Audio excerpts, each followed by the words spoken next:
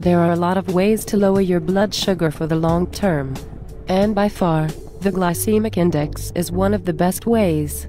If you want to be successful with the glycemic index, it is also important that you shift your thinking. You need to view this as your new perspective around food, and throw out your old thinking. Amongst the tons and tons of materials on this subject, it can be a bit overwhelming. Last I checked, there were glycemic index diets, shopping guides, tools, plans, charts, counters, and handbooks. There's a good reason why there is so much stuff out there on this subject. And that's because the glycemic index can really work if you stick with it. The whole point behind the glycemic index is that foods you eat, particularly carbohydrates, cause fluctuations in your blood sugar. I've seen how important this is when I've done screenings at health fairs. I can remember this coming into play once with one person we screened for diabetes. We found that her blood sugar was very high. When asked what her last meal was, she said she'd just had 5 donuts. If she instead had eaten a food with a low glycemic index, her blood sugar would more than likely have been different.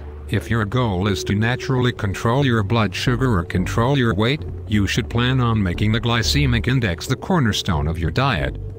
Here's how it works in a nutshell. The glycemic index measures how fast the foods you eat get converted to glucose. Your body uses glucose as one of its main sources of energy. For foods that are converted into sugar more rapidly, they will have a higher glycemic index, or higher number on the rating scale. The foods that have a lower score convert to glucose more slowly. With type 2 diabetes, you want to deal with foods that are converted more slowly. Here are 2 reasons why. 1. The more slowly sugar is converted to glucose, the smaller the insulin spike. This leaves you feeling fuller for a longer period of time, which is important for weight control. 2. The more quickly glucose is converted, the more rapid the insulin spikes after a meal. This gives you that feeling of being hungry, oftentimes a short while after you just ate a meal. To complicate the problem, a type 2 diabetic has trouble metabolizing sugar, and this is where problems start to happen, and blood sugar increases. To give you an idea of the glycemic index of some foods, a donut has a glycemic index of 76. While on the other hand, kidney beans have a glycemic index of 27.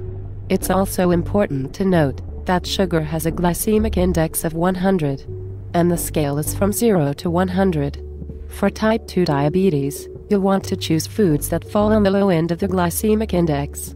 To properly use the glycemic index, you'll want to make healthier choices and choose foods that have a lower glycemic index in place of foods with a higher glycemic index.